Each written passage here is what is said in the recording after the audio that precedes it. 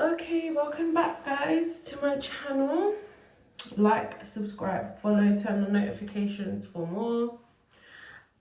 We are continuing with the story of my life. We're going back in time a little bit and we are talking about things that have presently happened. I was going to do a part 2 today about the story I was telling regarding, let's call it the breakdown of the relationship with my daughter's dad.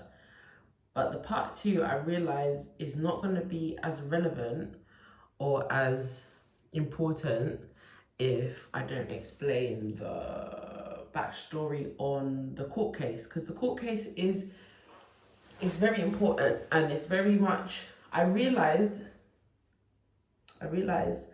that my daughter's dad and his mum and anyone who's associated with him won't actually know that that court case took place, because I've never had a conversation with them about it, and I literally don't think it. I'm trying to think if they ever were informed by anyone. I doubt it, because as I said, I wasn't communicating with them at the time. But anyway, just a quick thing before we continue. Obviously, to anyone who's going through abuse, it's just a quick disclaimer to call some of the support organizations and the police and whoever else, because there are a lot of options open to you. You don't have to live through abuse. Domestic abuse, child abuse, any type of abuse is wrong, and the perpetrators and the people involved need to be held to account. And there are a lot of people who will support you and back you. I just wanted to put that out there. Telling the police, talking to the police was one of the best things I'd done. I was not the person who contacted the police, but I do think a lot of my actions caused for this court case and the investigation to begin in the first place. There's a lot to unpack. I've said that in my previous videos. There's so many things I want to tell you guys. There's so many things I want to get clear, so many things I want to get off my chest. And also, like, the videos that I'm making are directed to multiple types of people. There is, like, my daughter's dad and people like that who will be watching. They won't say anything because clearly there's people who were involved back in those days. There are well-known people who are involved. There are people who I went to school with, who I used to be friends with, who either know or don't know, or have been misinformed or told lies, who are also involved. And then there's people who have no clue what's going on.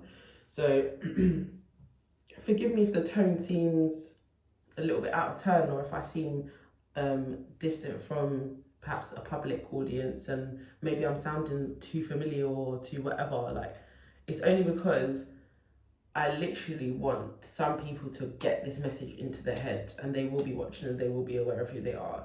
I have said in previous videos, I'm only going to use people's names as aliases and try to avoid really directing the videos in that way to anyone in particular. But there are a lot of people involved, and it involves a whole group of people who would classify themselves as a family and as a network. But it's bad. It's really bad, and hopefully you guys stick around. Guys, my summer drink Rubicon and Mirinda, it's going really well. So good. There's a lot of people who have never experienced a child abuse case, especially historical child abuse cases. They're really hard to convict, but with enough evidence and a very, very solid story, witness statement,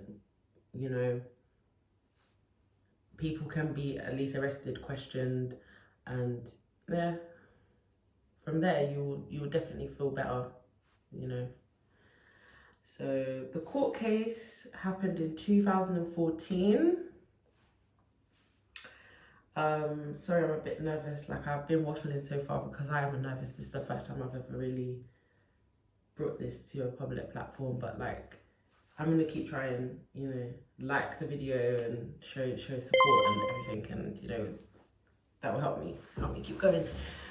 But It happened in 2014. There's a lot of stuff surrounding the court case and how everything happened and the investigation. And my previous video about my daughter's dad, as I explained, a lot of people started to cut me out like a few months before the court case really happened, including the woman I thought was my mum, including her whole family that I thought were my family members, including my daughter's dad, and including people that I grew up with. Basically, as it stands, I haven't had like a face-to-face or telephone or social media interaction with almost anyone I've ever grown up with, and I still live roughly in the same area. So it's very suspicious as well, and there's it's very bad. I was basically going through this abuse in like a primary school age, but it started actually when I was about 2 years old. But the police investigated it from the ages of 4 because there were very little records of my existence from before that age, and because of various other things.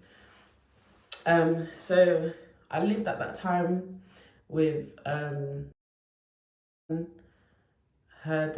shouldn't say her name. The woman I think has lied about being my mom, her family, her kids, whatever. I lived with her, and her partner started to abuse me and other children. I basically got kicked out of her house at 19 when I fell pregnant with my daughter. I went to the local council and said to them, look, I need housing. I'm basically on the streets, which I was street homeless at the time. They decided to support me, but they asked me loads of questions like, have you ever been through abuse and everything? And my mind just told me to tell them what you've been through. And they said basically when you've been through abuse as a child or any kind of domestic violence, you would get placed in a supported housing situation, because that's what they do for vulnerable mothers and what have you. So I was placed into that supported housing network, which went really well for me. I went to university. I did a lot of great things through that scheme, and went to therapy. So upon going to therapy, my therapist, who was an excellent, amazing, wonderful woman, she's like, why have you not brought your mother here? You know, you've made mention of her a few times. And I'm like, she's not going to come here. And we're going to do some more videos about her and my upbringing and the reason she's not in my life and things like that. But I'm like, she talks to me now, but she doesn't care about me. She never has. She knows what's happened to me because I've told her before that I was sexually assaulted by this man, and she never did anything about it. She took me to go and see him, in fact, and was like asking him questions about it. And then she just ended up like not believing me, or I think she tried to leave me with him. It's a very long story anyway, but at the time I said to her, I don't think if I told her I was in therapy for this, she wouldn't turn up. And the therapist was baffled. The therapist was like, this doesn't make sense. You know, as a therapist, it's not their job to tell you what to think, but most therapists would allude to things. So like, the impression I got from her is like a warm, loving mother who feels bad about what's happened to you wouldn't treat you like this. And obviously I'm a mother myself at this time, but my daughter's only small. But I'm already knowing if something terrible's happened to her and she's an adult and she's told me, I'm gonna be upset. I'm gonna be very upset. I'm gonna take her to therapy. I'm gonna do everything it takes to heal her from what she's been through. So she's like, have you told her the full story? I'm like, I've kind of told her bits, but I never told her the full extent of what happened to me. So lo and behold, I ended up telling my then mother, who I thought was my mum, and just by her reaction, I was like, she knew what happened to me. She cried and she cried and she cried to me, like, but I know her, like, I know she was acting, I knew it was fake. I'm like, she got so upset by the fact that I told her, did you not know this was happening to other children as well? She was like, what? She mentioned the child. What? So-and-so? No, that upset her to the point where she became genuinely upset, because I was like, okay, you didn't know that this had happened to him, and now you're upset. You know, I was like sort of playing the field at this point because I'm starting to get suspicious, you know. So I'm looking at her like, something's not right. Something is not right here. And anyway, I'm not going to tell the full story about all of that. That's going to come in another video, just regarding the court case and everything surrounding why and when people all just cut me out of the community. Anyway, so then she's called me the next day. I've made a crime reference number. They're going to contact you. Da, da, da, da. Statements were given, etc. It took them for a 5-year investigation. And then the court case came. Leading up to the court case, everybody just one by one just stopped contacting me, stopped answering the phone. Every single person, right? And for that court case, like I had the screen up. You know, when you go into court, you have the option to have privacy in the court. So I don't know who was in the courtroom. I don't know, but I know when I went into the waiting room, I did have someone with me, which I will also talk about that maybe in this video, maybe in another video. The person who came with me, White, was suspicious that they were with me, and how I don't think I've even spoken to them since that day. But I walked into the courtroom, I saw, let's just call her P, and her son, M, who had both I'd lost contact with. I walked into the courtroom and they didn't even say hello to me, and we were all there to give evidence to the same case. They just pretended they didn't see me. And again, all adding to the suspicions. We did speak to each other again after that, but a lot of our interactions were either violence or something like just not being right. And yeah, I walked into the courtroom and they didn't say anything. I gave my evidence. I put up the privacy screen in there, so I didn't know who was there, but I knew that some people from my childhood were called to give evidence. I don't know if they came to court or if their statements were read out or not. Obviously, as a person who's a barrister now, I understand the court process. I didn't know it then. So again, some things are making a bit more sense to me now. And yeah, I gave my evidence and left. And he was obviously convicted for 17 years. A major reason why the conviction happened is because other children from other households came forward and had said yeah, and then it turns out the police had been looking for him from 1995 for these crimes. So it's just very messy, very, very messy. The guy is a total monster. Obviously, I would love to put his name and his picture out just to kind of inquire, because I know what they had said is they found him and arrested him in his daughter's house. His daughter was a foster carer at the time. So my instant thought is there are definitely people out there who have yet to come forward. And yeah, like it's a big deal what happened. I think it's a major shell shock to the Brixton community, because I know that a lot of people knew him personally, and other communities like the Lewisham, the Southwark community, where I've seen him walking around talking with people. He's got a lot of friends, and he was even a pastor of a church. But I've come to find out that the church was a black magic church, a witchcraft church, you know, like maybe Jamaican based witchcraft church. So it's a lot of things, but the problem is what happened and transpired after the court case. So I don't know how many of you watching have been part of a court case, but these things can either become televised, put in newspapers, you know, it gets out into the community, because I think there are a few people from the community in the courtroom. As I said, I saw a few people outside the courtroom that I'd known since childhood, but I never spoke to them. They either just said hello to me or didn't have conversations with me. Like, as I said, all very weird stuff. But these things get out into the community. Yeah, I'm telling you, the worst thing that's happened to me since that court case is I have literally been stalked and harassed since probably a month after his sentencing. Like, people screaming at me in the streets, following me around, trying to vandalize my house, vandalize my property.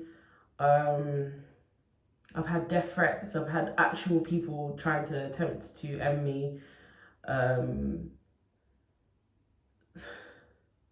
It's dwindling a little bit now, but the fact of the matter is, what came out afterwards was that it turned out that a lot of people in the community still believed that we were lying. Like, I only heard this after a few years after the court case, but apparently outside, something kicked off outside the courthouse.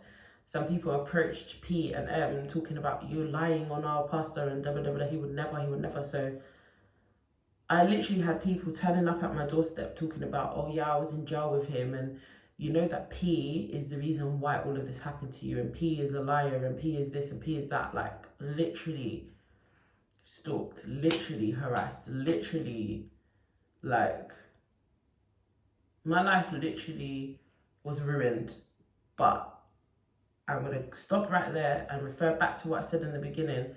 This is still better than the life I was living before, where I was fearing for my life and my story wasn't out there, and I still was basically in the same predicament, but I was just so vulnerable. I was so vulnerable, and I didn't know who knew what. But lots of things also, in amongst the stalking and the harassing, a lot of things have come out, like the amount of people that knew before, like throughout my childhood, because of a particular character that gave evidence in the court, but she told a lot of people because she had known since we were like aged 9. So her spreading those rumors, and the fact that she never had a full conversation with me about it, so she doesn't actually know what happened to me. She just knew what happened, but she didn't know the full story. She didn't know how long it went on for. She didn't know anything. So I don't know what she's told people about this, and she was called into court to give evidence, and I don't know if they questioned her about what she did or why she never went to an adult. But even back in those days, like in primary school and things like that, like I used to, like, I was just remembering this before the video, like how I used to burst into tears in front of the class and be taken outside, and she'd always be like, oh, I want to go with you, and tell the teacher that she doesn't know what's wrong with me. Like, because I basically went mute from the ages of like 9 to about 12, 13. I just stopped talking altogether. I didn't really have anyone to talk to, but she would always be there trying to speak for me. And, you know, like I said, there's a lot of known people, celebrities, things that have come up in the last 10 years that are linked to these incidents and this man. And I would just say, take your situations to the police. Don't be frightened to do that, because the things you will understand and find out about the people who are you're literally giving money to, looking after, calling your friends, calling your family, the things you will see, your eyes will open so wide. Yeah, even if it's just a man who you think you're in love with, and he's attacking you, and he's narcissistic, and he's emotionally abusing you, take it to the authorities, because these people and this network of abusers and everything like that is a wide network. Okay, but when it matters with children, and you've got kids and you were a child and all of that, when that all comes into play and that's all interwoven into it, and you keep finding yourself attracting the same type of people coming around you, abusing you, doing the same things, you know you need to desperately fight for justice for yourself and put yourself in a position of safety. Put yourself in a position of like, you know, I need to separate myself from them until the answers are clear, because it wasn't until after the court case that someone came and told me that P wasn't even my real mum. And I'm like approaching 30 at this point, you know. And there's still things yet to be uncovered, because as some of you may or may not know, I did ask her for a DNA test and she spat at me, and I haven't seen her since. That's like nearly 3 years ago, you know. A lot has come out of that particular court case, and because a lot of these events took place within like a 20-mile radius, you'd just be surprised how many people are aware and can feel your energy and have spoken to someone who knows you, and how many people are like, oh, who's that? And then they start talking, and the story they're telling is very strange, and it's very unexpected, and it's very like, you would not believe that people would talk about you like that based on what you've been through, you know. I'm in a much better position now, much safer now. I've got a daughter to protect, so that's always been my thing. That's always been my MO, is like anything and anyone who potentially is a threat. But on this road, I've had to fight. I've been thrown downstairs. I can't walk properly, and I've never told anybody that. I'm not on any disability benefits. I've never gone to the government and said anything about, you know, how much I can't walk. Yeah, because I've been physically assaulted. I have been through hell. Yeah, but the fight to be free from mental abuse and physical abuse has been worth it, because I'm telling you now, nobody can do those things to me. Nobody can come into my space and try to manipulate me and victimize me and to use and abuse me. You know, so that's why I bring up the court case into it, because yes, I am referring to stories in the past about who I am currently, but it's not what's made me. It's not what has made me. What has made me is my strength and endurance to want more and to want better for myself and my daughter. Yeah, these people along the way, I just want them exposed. I don't feel like they should feel comfortable walking around this place, telling lies about me, having isolated me, neglected me, still not having had told the real story. I don't think that they should be allowed to, and I just think this will put that strength out there for people who are involved, who are on the fence, to actually do the right thing, to speak to the authorities, to come forward, and all of that, you know. But yeah, that court case, there's obviously probably be a part 2 to the court case. I do want to go back to like stories about my daughter's dad, because I want that out of the way, because his mum is quite a key player in that community. You know, she's worked with kids her whole life. Yeah, she probably, it's occurred to me that she probably may or may not have heard of me, because on top of the court case and on top of things that came out after the court case, it came to light that I was probably pregnant. It's a strong chance that scam pictures and other factors are pointing to the fact that I may have been a pregnant child under teen age, a whole baby, having a baby.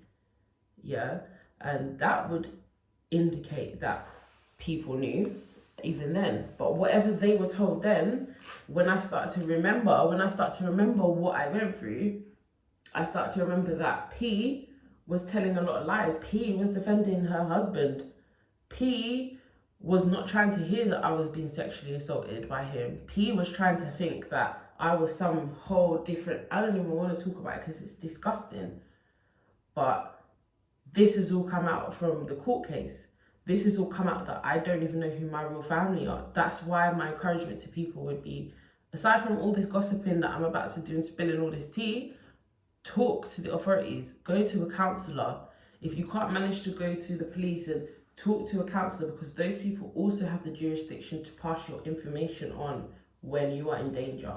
Talk to somebody, call victim support, call citizens advice, call the Metropolitan Police, call your local church and tell them what's happened. All of those people can help you, will help you.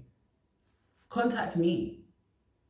DM me. I'll be the best person, because the way I will fight for you, the way I would fight for you.